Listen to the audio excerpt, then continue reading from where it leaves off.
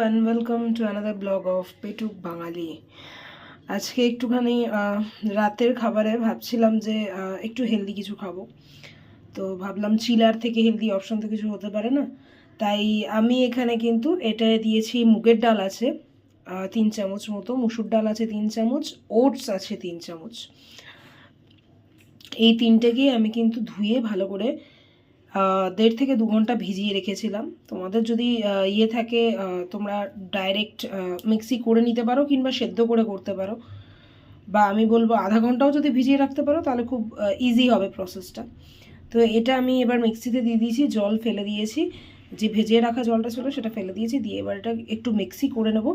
নিয়ে তারপর যেটা অ্যাড করব সেটা হচ্ছে, এখানে আমি কাঁচা লঙ্কা ভিজিয়ে রেখেছি 6টা মতো, ঝালটা তোমরা যেরকম খাবে সেরকম ইউজ করবে। আর এখানে আমি ধনে পাতা কেটে জলে ভিজিয়ে রেখেছি। তো এই দুটো দিয়ে আমি এটা করব। আর পরিমাণ মতো একটু নুনও দিয়ে দেবো, কিন্তু এখন দেবো না, এখন আমি এটাকে এইভাবেই মিক্সিটা করব। এতে কিন্তু আমি কোনো জল দিইনি, এতে যে ভেজানো জলটা ছিল সেটা আমি ফেলে দিয়েছি। এবার এটা আমি মিক্সি করে নেব। একটু মিক্সি করে নিলাম, এটা বেশিক্ষণ সময় লাগলো না যেহেতু আমি ভিজিয়ে রেখেছি। আর তোমরা যদি চাও যে তাড়াতাড়ি করবে, ভিজিয়ে রাখার সময় নেই, সেক্ষেত্রে যে কটা ডাল দেবে তোমরা সে কটাকে তোমরা প্রেশারে সিটি মেরে নিতে পারো সামান্য জল দিয়ে, একেবারে না দেওয়ার মতো জল দিয়ে তোমরা নুন দিয়ে সিটি মেরে নিতে পারো। ওটসটা পরে অ্যাড করলেও চলবে।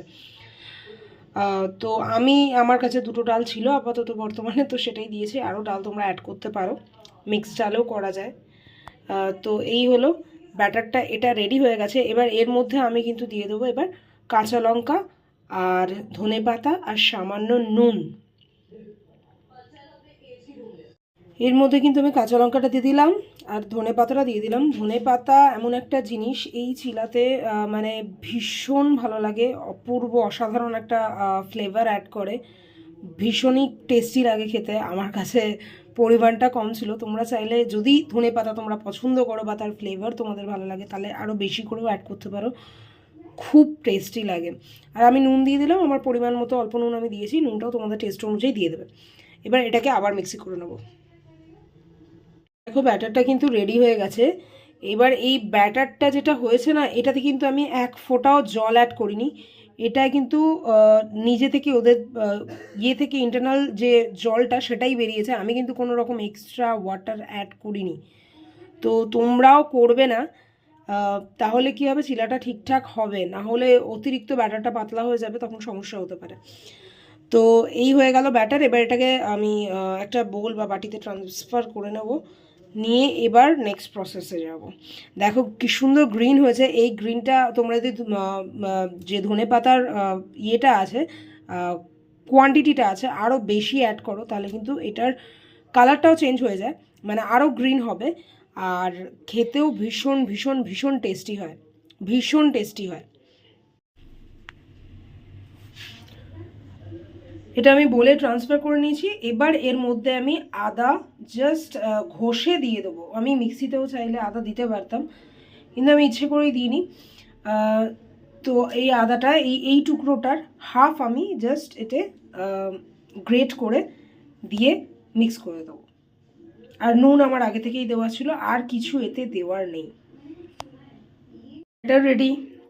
এখানে আমি একটু পেঁয়াজ চপ করে রেখে দিয়েছি, 2টো বড় বড় সাইজের পেঁয়াজ চপ করেছি। এতে আদাই দিয়েছি, নুন দিয়েছিলাম, কাঁচা লঙ্কা, ধনে পাতা, এর বাইরে আমি কিছু দিইনি।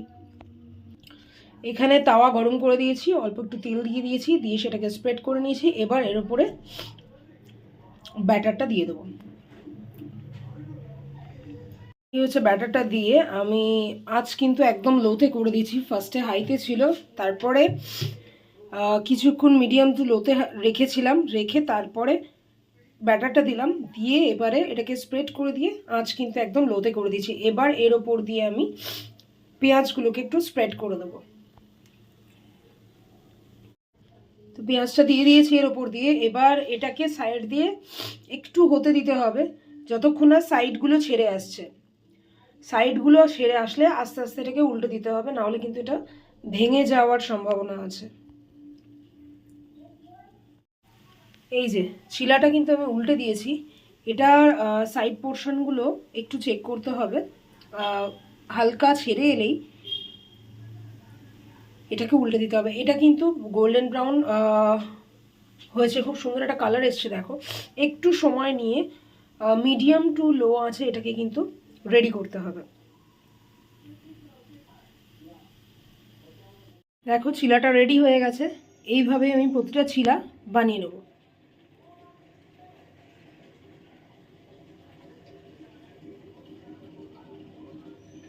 তো এই চিলাগুলো পুরো রেডি হয়ে গেছে। চিলাগুলো দেখতে যেমন সুন্দর হয়েছে, খেতে কিন্তু ভীষণ টেস্টি। ট্রাস্ট মি, একবার বানিয়ে দেখো, ভীষণ সুন্দর খেতে হয়। আর এটা তোমরা চাইলে আচার দিয়ে খেতে পারো। আমি কিন্তু টক দই দিয়ে খাওয়াটা খুব প্রেফার করি, আমার খুব ভালো লাগে টক দই দিয়ে খেতে, তো আমি টক দই দিয়েই খাবো।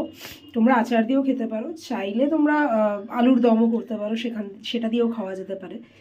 তো আমার আচার বা টক দই ভালো লাগে এর সাথে, তো আমি আজকে টক দই দিয়েই খাবো। তো চিলার রেসিপিটা তোমাদের কেমন লাগলো অবশ্যই কিন্তু কমেন্টের মাধ্যমে জানিও। দেখা হচ্ছে আবার নতুন কোনো রেসিপির সাথে, নতুন কোনো ভিডিওতে। ততক্ষণ দেখতে থাকো পেটুক বাঙালি।